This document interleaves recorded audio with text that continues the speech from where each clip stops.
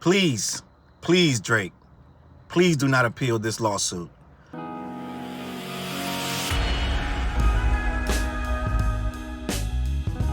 What up, word? Your boy Charles Brown back again, talking fact. Hit that like button, hit the subscribe, hit notification bell. Keep sending those cash outs to CLBMG. Join the membership gang. Listen.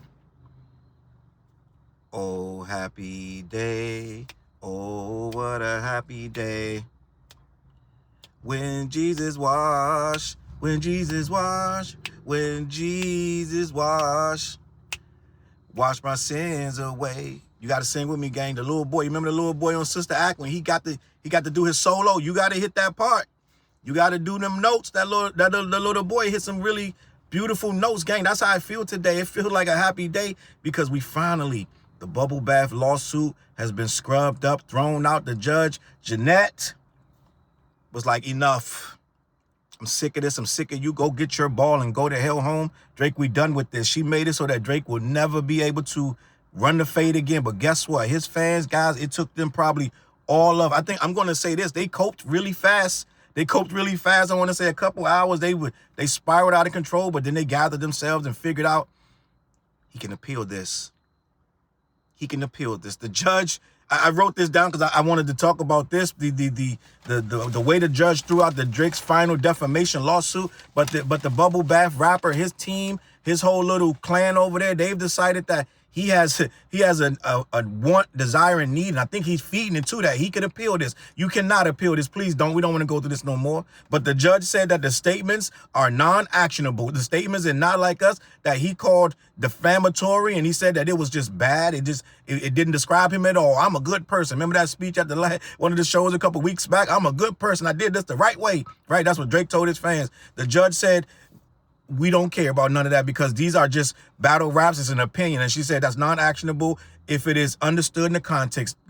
When he called him a pedo, he didn't sue about nothing else, right? He keyed on one simple word, right? He keyed on the one word that he was called. He called you a whole lot of things, said a lot of things about you, your dad, your mom, and a whole lot of other people. But you only remember that one word because that's the most word that has the best chance legally to get this case to go to court. That's really the only word you could even key on. Nothing else in here was inflammatory enough, but he tried it. Judge Jeanette was like, yeah, we good on that. You're not getting the contracts. You're not going to see the splits, right? You're not going to get Kendrick's criminal history record. You're not going to get the communications of UMG for the last 17 years. We're not doing none of that because, Drake, you know you in them daggone the inventory slips too, right? You in them invoices for them bots and this, that, and the third. So just like Kenny allegedly is in there, everybody else in there too that's on UMG. So nah, we're not gonna do that. She probably like this. It only took me that long because I've been sipping Merlot for a couple of days trying to write this 38-page response so your ass can come back and appeal, right? And I think the judge did a really good job where he not gonna be able to appeal this because the way she worded it so the next judge will have he ain't gotta go through this. She's like, Hov did that, so hopefully you ain't gotta go through that. She worded this thing right. She's like, listen, it's all in the lineup. The battle raps are in and of themselves, they're defamatory. You can't enter or engage in a battle rap. I study battle raps, right? You can't enter or engage in a battle rap without being defamed because he's going to say something about you, right? Didn't Jay-Z, I was watching Hot 97, I was like, she got a point. He said Jay-Z told Prodigy from Mobb Deep, he said, you was a ballerina. I got the pictures. I seen you, right? Well, it shows Prodigy. We all laughed, and it wasn't funny to Prodigy, but it showed Prodigy as a kid, fucking 8 years old, with a Michael Jackson glove, the slick back curl, and a red Thriller jacket. Well, guess what? All of us had that shit. We all wanted that. I remember, what is it? Arby's. They were giving out the gloves, and God bless my godfather Pete. He went around that damn Arby's 4 times, got 4 damn gloves. They was giving out the Michael Jackson glove. We all had to get a Michael Jackson glove. They ran out right before I got mine, but somehow, some way, I don't know what he did, but he got my glove. So we all had a Michael Jackson glove, but it doesn't matter because Jay-Z said, I got the pictures, I seen you. You was a ballerina. Man, damn near ended the whole Mobb Deep. Man, damn near ended their whole damn career. Let's just be honest. If we gonna be honest, Prodigy had a bid in for King of New York. Prodigy probably was the king of New York when Jay came with that line. If you calling it right, then he said, I got the pictures, I seen you. He defamed him. It's a battle rap. Now, Prodigy didn't sue. Why would he? He came back with their records and they did some shit. They did some shit and responded to Jay-Z, Get Away. I don't know what they did. But end of the day, they responded in kind just like you do in battle raps. The judge she did a crash course, unless she already knew. She did a crash course in hip-hop, crash course in battle rap, and she understood it real quickly. I think she quoted cannabis in the goddamn 38-page rebuttal to this motherfucker. I don't think it took this long for her to decide. I think she been decided. She just had to keep checking it every morning. She woke up, said, "Let me proof it again. Read it out to me. Read it out loud again." Had her kids reading it out loud again. It says here that the reasonable listener would conclude the lyrics of "Not Like Us" were conveying objective facts, viewing them instead as rhetorical and hyperbolic in the context of a rap battle. She said, "Read it one more time. I want to make sure, because they're gonna try to appeal this, and I need my words to be right." So she's just been reading this shit over for about 2 months. Just like, yo, let me just, every day she woke up, added something to it. But the judge knew that I'm not going to sit here in court every day with this fool coming in here looking crazy. No, I'm not doing this. I'm going to get, no. Drake knew this joint was going to get tossed. His lawyers knew they was trying to make it go as long because they get some really big bags every Friday. So they like, listen, add some more stuff. We added everything, add something else. Like, just, we need to keep adding stuff, figure out who we can add to the thing. We need to pull it back a couple times and add more stuff. Subtract some stuff, just keep changing it, because these checks is good. Like, Drake pays really well, gang, so we need to chop, let's keep saying, hey, what can we add today? Like, fuck it, add Barnes & Noble, add anything, like anything to the shit. So they just wanted to keep this thing going because they get paid. The lawyers get paid, so they don't care. This shit can go to the next, they talking about Drake fans on Twitter talking about he gonna go to the Supreme Court. First of all, Supreme Court take forever. They ain't gonna see no shit like this.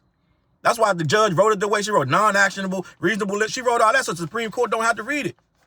The Supreme Court gonna just put a stamp on it like rejected, denied. Like, got bigger things going on, right? They not gonna go to no damn Supreme Court. And Drake money long, but he ain't that long to wait no 5 years for no Supreme Court ruling on this. Gotta pay them lawyers 5 years. No, I'm good. He got stake gambles to do. He got gambling on stake to do. He can't be sitting there fooling these dang lawyers. He gassing up these fans talking about he gonna appeal this down the third and they gonna wait on it. Man, y'all have already you conflicted your morals, right? You already know what a battle is. You know you don't sue for no battle. Half of these guys I see on Twitter going with and you guys are of age too. You're old enough to know better. You're not these impressionable 16-year-olds on Kai Cenat stream. You're not them. You're 32 sitting here defending a lawsuit over a rap battle, right? It's weirdo behavior, gang. You know you dead wrong, gang. Go get scrubbed down, bro. Repent, man. Like, dead ass. Like, what's that movie, Angels and Demons, where he take the lashes on his back, he whip yourself, gang. You know you wrong. You're 32 years old defending a lawsuit about daggone, he called me a name. Like, you know you wrong. You know hip-hop don't work like that. The judge more hip-hop than Drake. But they're talking about an appeal. Like, why? Why would you waste time? You saw that. You see what the climate is. Even the courts didn't agree. They didn't rule in your favor. She didn't really see almost nothing. She didn't see almost nothing for you to cling to. I don't think there's really any hope in here of this legally going anywhere whatsoever. But the Drake fans don't care. They got these long ass dissertations. The blue check marks got these 5-6 paragraphs about the legal system and how they let a guy be called a name. Well, guess what? If he's such a brand that's so is sensitive and his public image is so wonky that if you call him the right name, you could destroy the whole house of cards, then maybe he shouldn't be battling nobody. You think of that shit? He jumped in the battle and no one grabbed him and put a knife to his throat. This dude willingly win that battle. He told Kendrick several times, drop. Nah. Pressed him, and the judge literally quoted him when he told Kendrick to use the angle, the minor angle. He told Kendrick that's really what really got the case dropped. She wrote all that other stuff just to say, didn't you tell him? Didn't you tell him to say this, gang? So yeah, I'm gonna write 32 pages, 38 pages, but really it's gonna be really one line here explaining you told him to. You said on Taylor Made Freestyle, use that angle. I heard it on the Joe Budden podcast. Must be right. You was talking tongue-in-cheek. Well, that tongue-in-cheek got this whole case thrown out. Judge was like, next case thrown out. I wouldn't even the appeals court shouldn't even let this be filed. But he'll file to save face and do this, that, and the third. But just like Australia, he ain't going back. It ain't going to work. So we got a guy that's still spiraling, trying to figure out his next move. Just drop your album, gang. Move forward. This battle, we wouldn't even be talking about it if you would have just left it alone. You let all of us on YouTube eat way longer than we should have been off this battle. All of us. Most of the people that you see right now that got all these followers, we came up when this battle hit, when this battle kicked off, all of us got monetized because it's like, yo, all we had to do is talk about how ridiculous it was. And it's ridiculous. This is absolutely goony Google. And you're sitting here, you're going to extend this all into 2026? Let's talk about it. You got this man a Super Bowl. You got him a world tour in stadiums. You got him, he's still adding on shows. He's like, shit, I fuck around. Fuck, I go to Bucharest next. This nigga think about other places where Michael Jackson was going. Like, fuck. Now he think about the Middle East. Like, you extending his tour. His fans or your fans online, Drake's fans online. Well, Drake only does arenas because they're more intimate. He likes the acoustics. He don't want his fans to feel like he wants to feel like he's connected with his fans. Man, come on, gang. This guy love money way too much. Don't hit me with this nonsense. Don't do that. don't play without intelligence. Like, gang, this motherfucker got posed. Drake did 5 nights in the same arena. You think he can't outsell a stadium? You're dumb. Da da da. Well, do it then. End of the day, we don't care. We at them stadiums. We packing them out all over the globe. He's catching up with your boy, this gigantic pot of money that he done made. He's catching up really fast because these stadiums 2 and 3, 4 times more, making 3 or 4 times more money than one arena, gang. So it's a whole different animal. So you're feeding him this. Every time you do something goofy, more tickets get sold. Now, the lawsuit got dropped. I know y'all felt bad. I know it hurt. Your stomach was hurting. You was taking Tums for 3 days. I get it. But end of the day, you got to just eat them Tums. Start just eating better. You know what I'm saying? Cut out the dairy, maybe some. Just change your habits because you guys need something else to do with your life. They're on Twitter all day, all night talking about this lawsuit, talking about Kendrick. My damn algorithm's so messed up. As soon as I open it, it's the very first quote, the very first damn post is some awful ass Drake saying something awful about Kendrick. I gotta just scroll down real quick because it's just all day. It's like, goddamn, you can't even respond to it. So many of them now. It's like they getting paid. They getting these damn lender from billing, sending out all these damn Cashapps to all these damn different creators all over. Well, I ain't gonna say the creators, but these Twitter pages, half of them in Brazil, half of them in Zimbabwe, they all over the map. So they all getting paid to do this. So it's like constantly dong, all day and all night. They getting the algorithm because half the fucking Drake fans and then half the Kendrick fans responding on it. So now guess what? This shit don't matter who responded. It's just getting responded to. So now it's a big post. It's all over Twitter, 100,000 views. So it's like it's a nonstop cycle.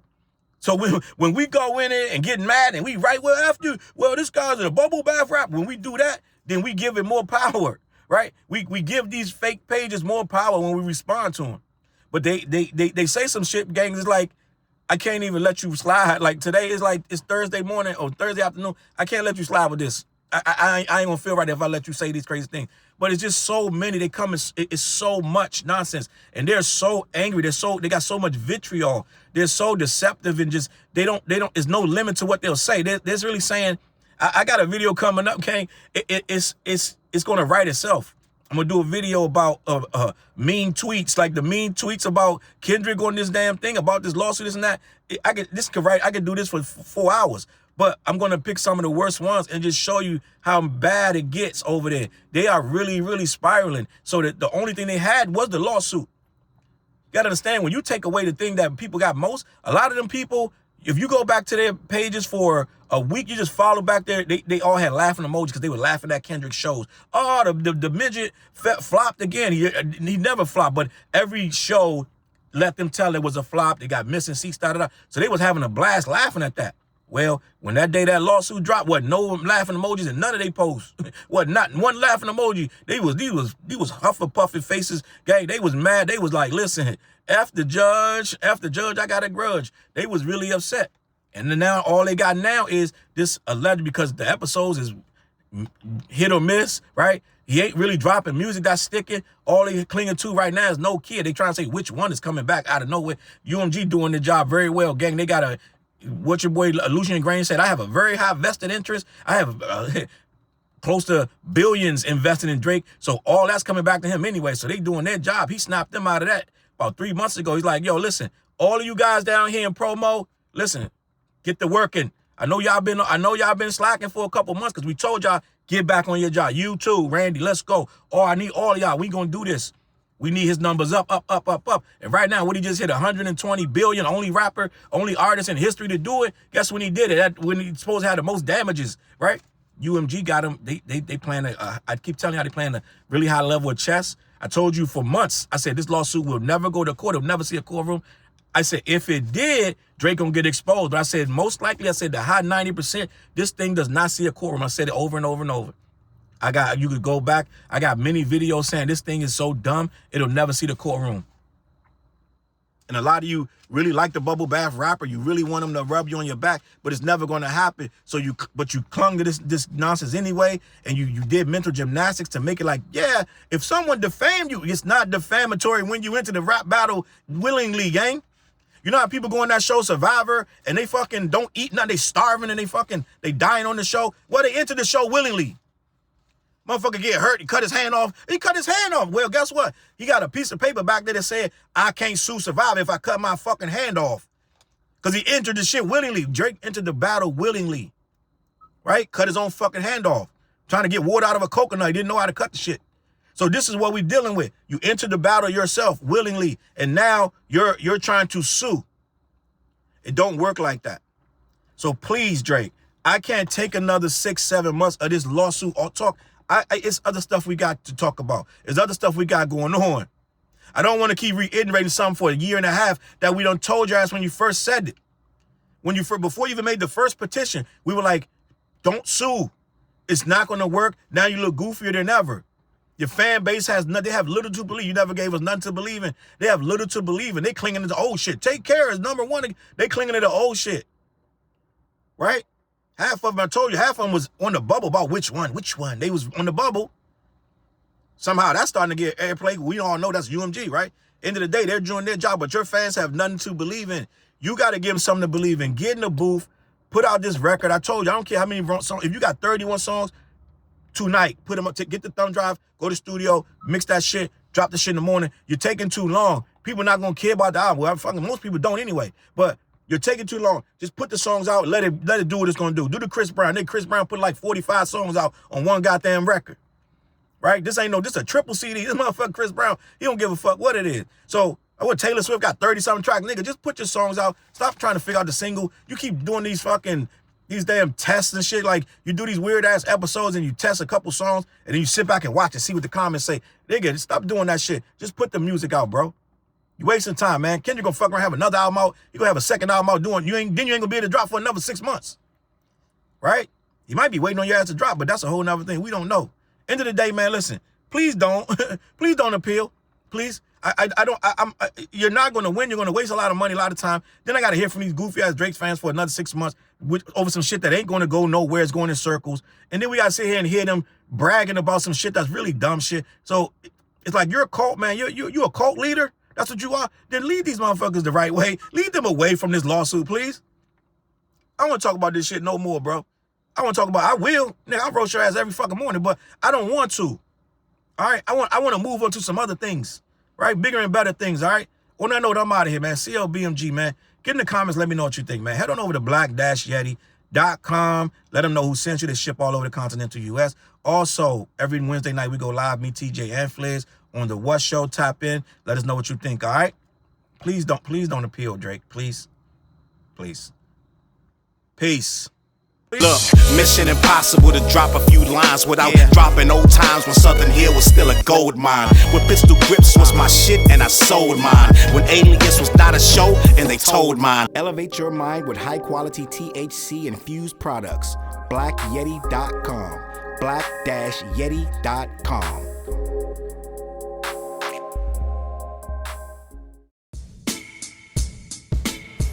CLB. Get my coat, get my sheepskin, grab my wallet, get my pocket knife, and get that hat right there. We out. Grab my pocket knife too. Let's go. When I first came to the city, niggas didn't believe me. I just wanted to join a team and throw assist pass easily. 6 man off the bench, alley-oop pass freely. Suit up for one game and hope a scout might see me. But nah, niggas is greedy, wasn't rocking with him. Unplugged the scoreboard, put a lock on the gym. Told me to power forward, point guard at the rim. And left me with no center and a ball full of phlegm. Not knowing that I'm a dog, a Rottweiler within, with the heart of a pit bull that don't bark for pretend. My bites cut deep, break the bone and the skin, with the level of hustlenomics you do not comprehend. So first I took a block down on the west side end, and then secured a spot with some goons and some kin, and then sent out some flyers, let the games begin. And in 6 months time, the city like that's him. Oh yeah, he the one that moved the hustle to the burbs. And yeah, he the one that knocked the hustlers off the curb. And yeah, he the one that set up shop without a word. And he the one that got it cracking, and all he did was rapping by the Hooters. I kept killers from being shooters. Put a mic in a thug's hand, now he loyal like past fans. Take a man off the streets past the needles and crack cans. Promise mama to keep him safe and put some food in his face, and he'll kill for you, but I don't need him for that. Click like, click share, tell them bitches we back. Share the whole location, tell them niggas where we at. Cause we out here and we ain't the cheese, we the trap.